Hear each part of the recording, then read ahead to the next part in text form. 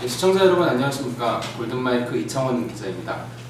1991년 지방자치법 개정을 기준으로 우리나라의 지방자치가 시작된 지 벌써 25년이 되고 있습니다. 그 과정에서 지방자치가 민주주의 꽃이라고 불리는 만큼 20여년의 시간만큼 우리나라의 민주주의도 발전해 왔습니다. 하지만 최근 지방재정 개정안 발표로 인해 경기도를 중심으로 지방자치 죽이기라는 비판의 목소리와 함께 지방자치 발전을 위한 제도혁이 필요한 시기라는 목소리가 흘러나오고 있습니다.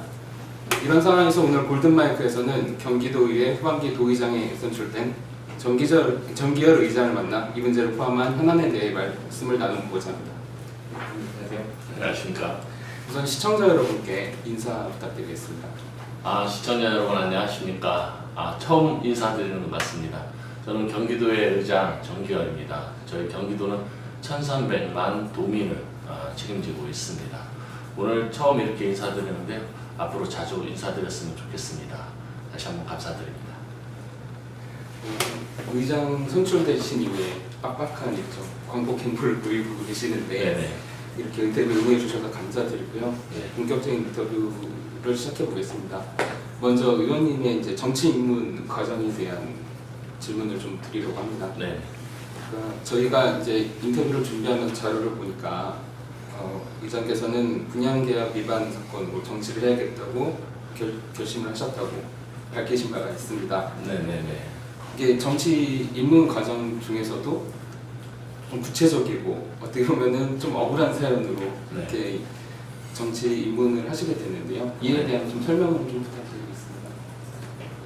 저는 집을 빼앗길 뻔했습니다.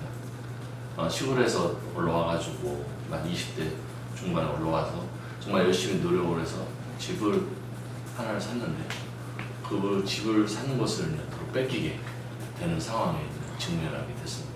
아까 말씀드린 것처럼 임대 아파트를 제가 계약을 했는데 그 임대 아파트가 나중에 보니까 임대 계약 아파트 계약 위반이라는 명목으로 임대 계약 아파트를 계약했던 것이 해지되게 되었습니다.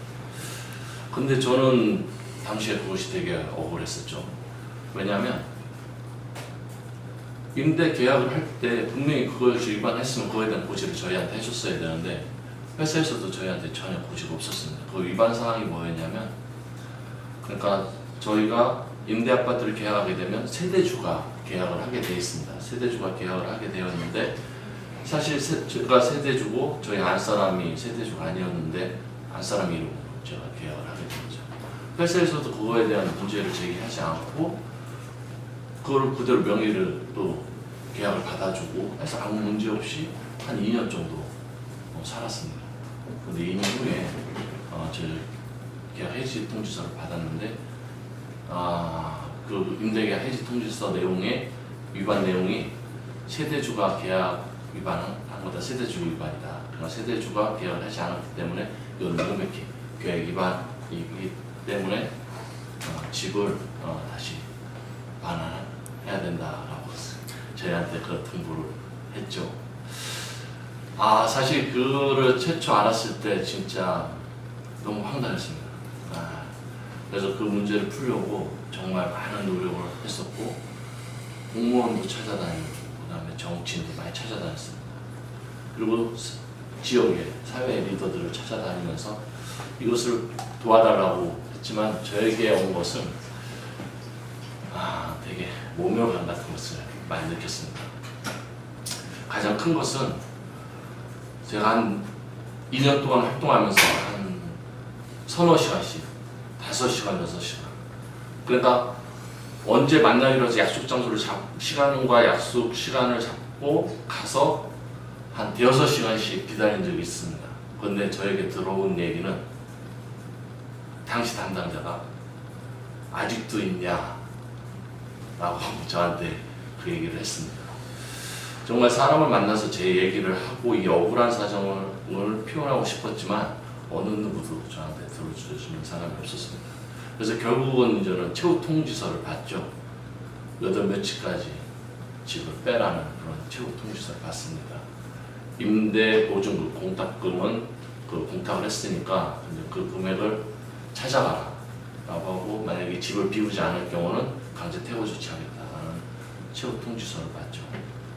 그때 참 그 문제를 해결하기 위해서 저는 또 시청에서 단식하고 있는 과정에 최후 통지서를 받았는데 정말 그때 하늘이 무너지고, 그리고 또 내가 뭘 잘못했길래 이렇게 이런 고난을 받아야 돼. 나도 진짜 일반 평범한 사람들처럼 그냥 열심히 일을 해서 돈을 벌어서 집을 마련하고 또 우리 가족들하고 행복하게 이렇게 살기를 원했는데 전혀 내가 예측하지 못한 상황이 저한테 오는 것이죠. 그것도 내가 실적으로 계약 위반을 했지만 실적으로 계약을 할 당시에 그거에 어떤 위반에 대한 상황을 저한테 알려줬으면 제가 충분히 그렇게 하지 않았을 텐데 전혀 그걸 알려주지 않은 상태에서 나중에 결과물이 저에게 이렇게 왔습니다. 진짜 죽고 싶은 생각을 했고 또 죽을 수밖에 없겠구나라는 생각을 할 수밖에 없었어요. 죽을 수밖에. 그때 진짜 저는 또 제가 원래 교회는 다니지 않았는데 그때 그 상황을 모면하고 누군가가 도움을 찾고 싶은데 아무도 찾을 사람이 없다 보니까 결국 하나님을 찾았습니다. 교회를 다니지 않지만 하나님을 찾고 하나님에게 살려달라고 얘기를 했어요. 이 문제를 풀어달라. 이 문제가 풀리지 않으면 제가 살 수가 없습니다. 살려주십시오. 라고 하면서 정말 많이 울었어요. 그리고 그때 하나님한테 제가 약속을 했죠. 정치를 하겠다. 살려주면.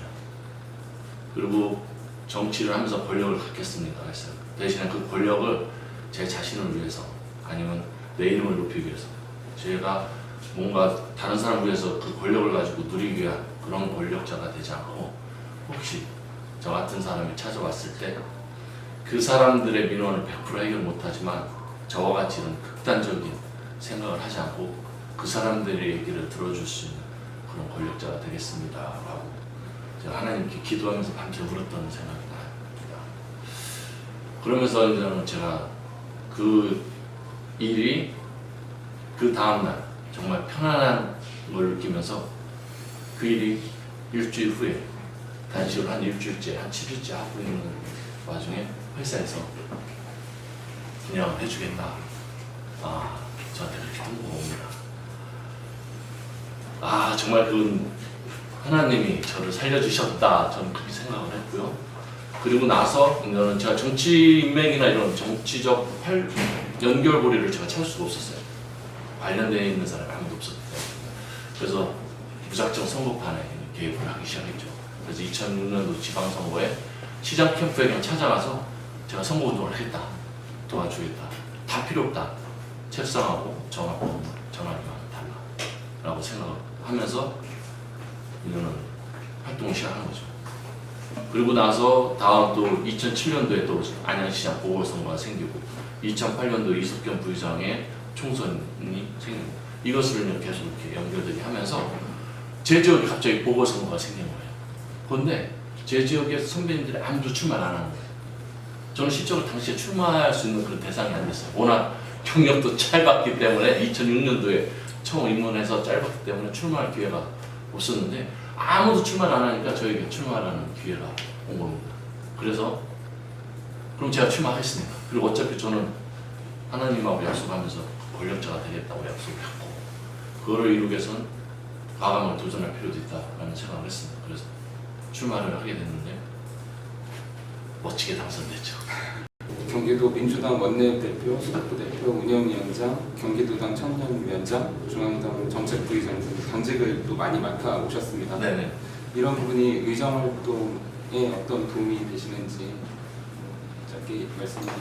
많이 되죠. 제가 의장에 처음 출마했을 때 나이 어리다. 무게가 없다. 그리고 의장을 수행하기엔 너무 어리지 않느냐. 우리 청년들이 많이 겪는 소리입니다.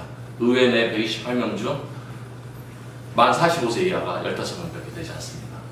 제가 거기에 포함이 되어 있는 거죠. 그렇지만 저는 제 생각을 꾸준히 얘기를 했고 8대에는 수석부, 아까 말씀하신 건 수석부 대표, 원내대표, 그 다음에 경기도당 청년위원장, 그 다음에 의회 운영위원장을 맡으면서 리더십과 강한 추진력을 보였었고요. 부대 들어와서 사실 중앙당 당직을 많이 맡았습니다. 아까 정책부의장이나 조직부 부부장, 그 다음에 또 전국청년위원장에 출마해서 전국선거 그때 보면서 전국청년위원회 운영위원장을 맡는 중앙당 당직을 지방의원으로서 많이 맡게 되었습니다. 이것이 또 하나의 중앙당과 저와의 소통이라 생각을 했고요. 그 다음에 제가 또 음악동호회, 경기도의 음악동호회를 맡으면서 약 30회가 넘는 재능 기부도 하고 있고요. 또 문화정치 연구 포럼과 또 의정 포럼을 통해서 많은 의원님들과 가장 소통을 많이 하는 의원 중에 하나였습니다. 그리고 옛날부터 의원님들에 대한 의견을 가장 많이 청취하고 이랬던 부분이 나이가 비록 어리지만 이번에 의장에 당선될 수 있는 큰 역할을 했다, 저는 그렇게 생각을 하고 있습니다. 뭐 중간에 말씀을 하셨지만 또 색소폰 연주가 또 네네. 수준급이라고 네네. 들었는데 네. 의정 활동에 있어서 도움이 많이 되십니까?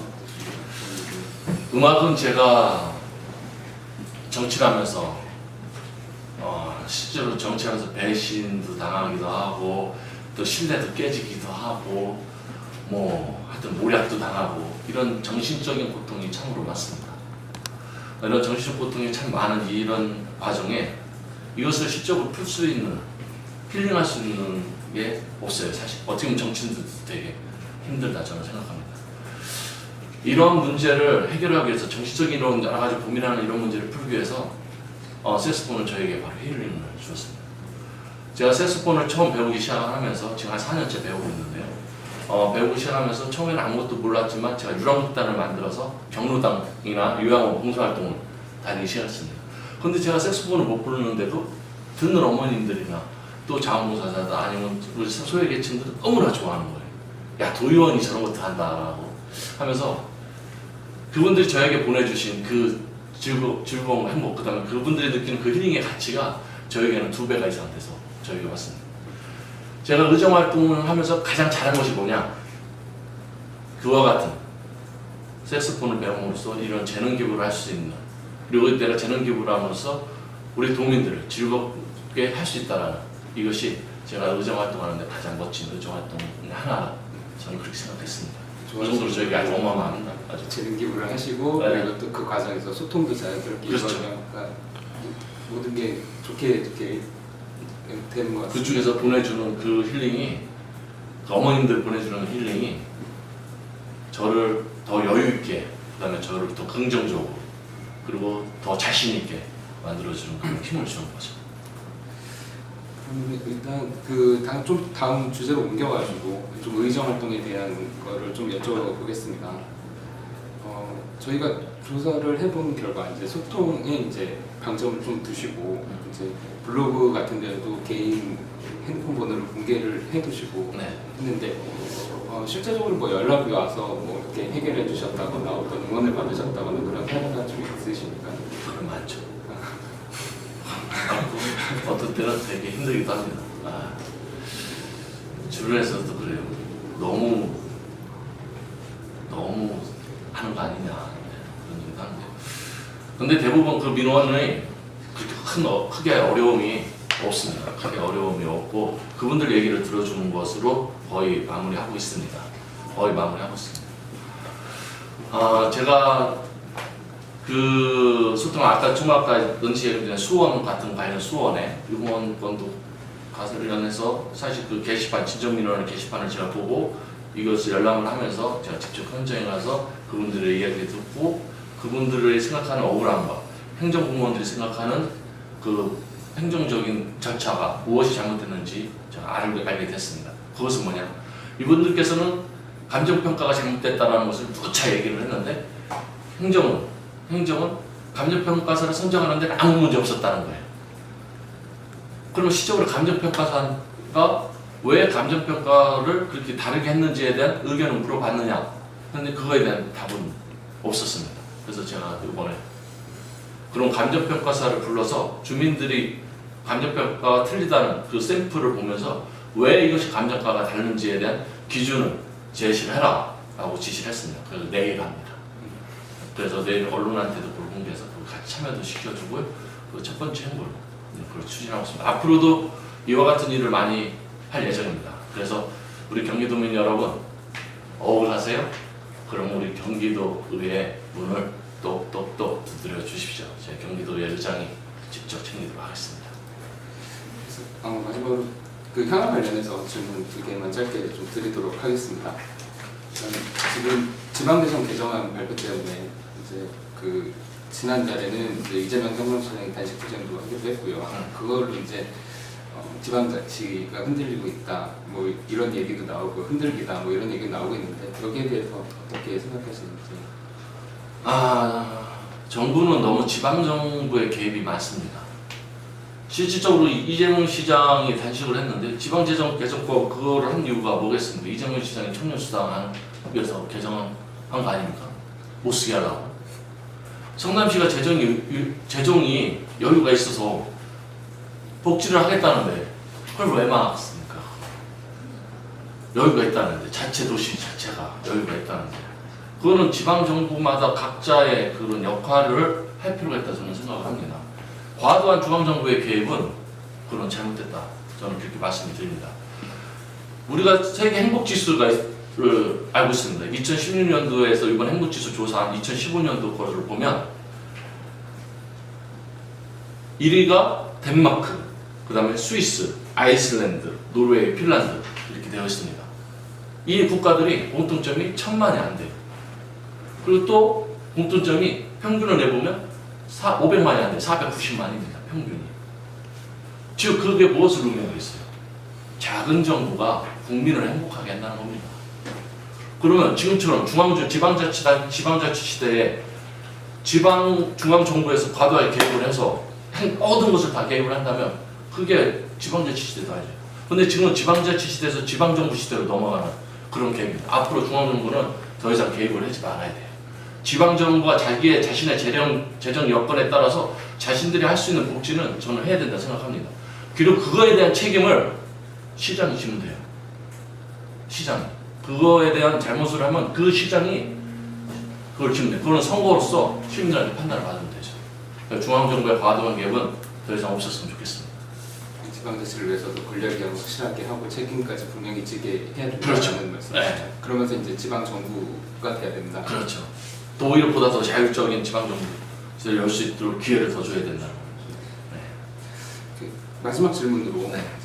이제 2기 연정이 시작됐습니다. 네. 이제 1기 연정에 대한 평가와 그 2기 연정에 대한 어떤 그 계획을 좀 설명 좀 부탁드리겠습니다. 1기 연정은 첫 시도라는 것에 큰 의미를 둡니다. 처음 시작하는 것이 정말 쉽지가 않은데 일단 시작을 했다는 것에 큰 의미를 두고 있고요. 그리고 또 연정에 대한 긍정적인 효과는 지난번 전국을 강타한 이 메르스 사태를 우리 경기도가 가장 먼저 해결을 했습니다. 그것도 연정을 통해서 서로가 화합하고 빠른 시일 내에 도민들을 위해서 노력하는 그런 모습을 보였고요. 또한 생활임금조례, 우리 정당의 가치를 내려오는 생활임금 조례에 대해서 지사가 받아줌으로써 그것도 또한 조례가 통과되고 현재 시행이 되고 있습니다. 이런 것들이 참으로 많이 있습니다. 이것이 연정의 효과라 저는 생각합니다. 하지만 부작용이 나온 게 있죠. 그 부작용은 무엇이냐? 지난번 누리과정을 통해서 전국 최초로 그다음에 경기도의 역사상 최초로 준예산이 편성이 됩니다. 그다음 또한 지금 아직까지도 그 누리과정이 해결하고 있지 못하고 있습니다. 이것은 연정을 하는 과정에서 그전에도 김문수 지사와 제가 대표했을 때도 이런 연정을 하지 않았지만 법정 기한 내에 예산 심의 내용 모든 것을 다 통과하고 자신들 합의를 했습니다. 그렇지만 연정을 하면 다투지 않고 싸우지 않고 협치하고 협의해서 합의한다라는 그런 정치 구조로 연정을 시행한 것이 오히려 그것을 연정을 시행하기 전보다 더 큰 준예사 사태를 만들었죠. 즉, 이 준예사 사태를 만든 것에 대해서는 앞으로 이기는 없어야 된다 생각합니다. 그래서 일기 연정은 그런 준예사 사태를 만들어 놓고도 누구도 책임을 안 져요. 지사도 책임 안 지고 우리 경기도에도 책임을 질 사람 없었고 또 우리 경기도 내 당 주체인 더불어민주당에서도 책임지는 게 없습니다. 지금도 마찬가지로 누가 책임지는 게 없어요. 다 중앙정부의 책임이다 이렇게 하고 있습니다. 이런 연정은 없어야 된다고 생각합니다.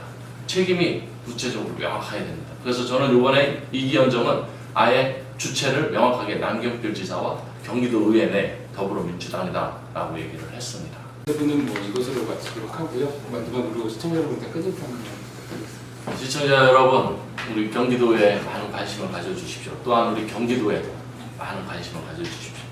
우리 경기도는 정말 아름다운 도입니다. 경기도는 평화를 상징하는 도입니다. 지금 사드 배치로 인해서 정세가 불안한데 우리 경기도는 이 동북아의 평화를 위해서 많은 노력을 하겠습니다. 그리고 여름 휴가 우리 경기도로 오십시오. 경기도에는 제부도, 대부도, 그 다음에 에버랜드, 하여튼 보고 느끼고 즐기고 힐링할 수 있는 여러 가지 공간이 많이 있습니다.